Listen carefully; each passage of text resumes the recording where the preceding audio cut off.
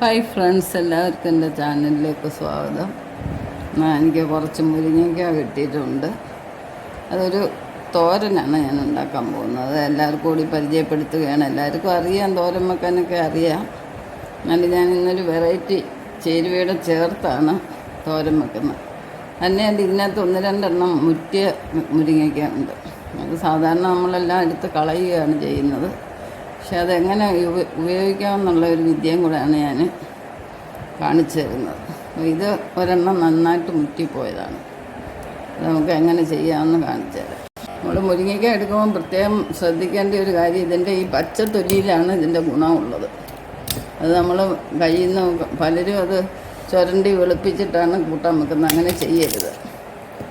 ഇങ്ങനെ കട്ട് ചെയ്ത് നമുക്ക് ചെറുതായിട്ടൊന്ന് ഇരിഞ്ഞ് മാറ്റിയാൽ മതി. ഇത് നന്നായിട്ട് മുറ്റിയൊരു മുരിങ്ങയ്ക്കയാണ്. അപ്പോൾ ഇതിൻ്റെ അരി നമുക്ക് പാകി കിളിപ്പിക്കാനും നോക്കും.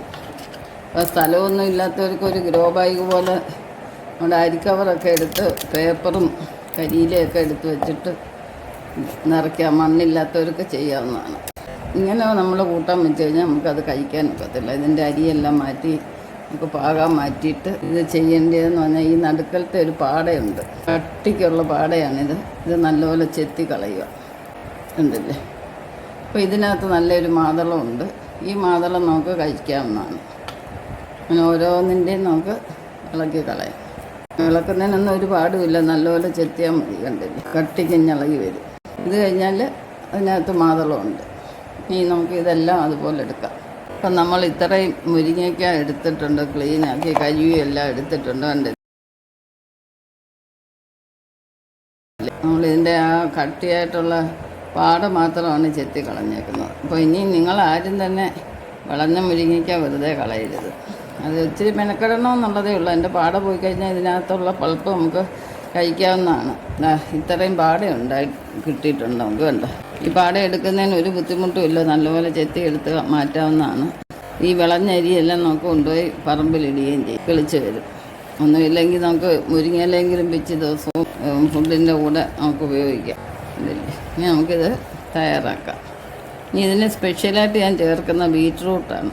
2 ബീറ്റ്റൂട്ട് കൂടി ഇതിൻ്റെ കൂടെ ചേർക്കുന്നുണ്ട്. നമ്മൾ ബീറ്റ്റൂട്ടെല്ലാം അരിഞ്ഞെടുത്തിട്ടുണ്ട്. നമുക്കിനി ഇത് കുക്കറിലാണ് വെക്കുന്നത്. അരപ്പിനാവശ്യമായിട്ടുള്ള ചേരുവകളാണ്: തേങ്ങ, ഒരു 2 ചെറിയ ഉള്ളി, 2 അല്ലി വെളുത്തുള്ളി, ജീരകം, അല്പം മഞ്ഞൾപ്പൊടി വേണമെങ്കിൽ ചേർത്താൽ മതി, ആവശ്യത്തിന് ഉപ്പ്. ഇത് നമുക്ക് കുക്കറിൽ വെച്ച് കഴിഞ്ഞാൽ ഒന്ന് പുരട്ടി വെച്ചാൽ മതി. വെള്ളമൊന്നും ഒഴിക്കേണ്ട. 1 മിനിറ്റ് കൊണ്ട് നമുക്ക് തോരൻ റെഡിയാവും. അപ്പം തയ്യാറാക്കാം.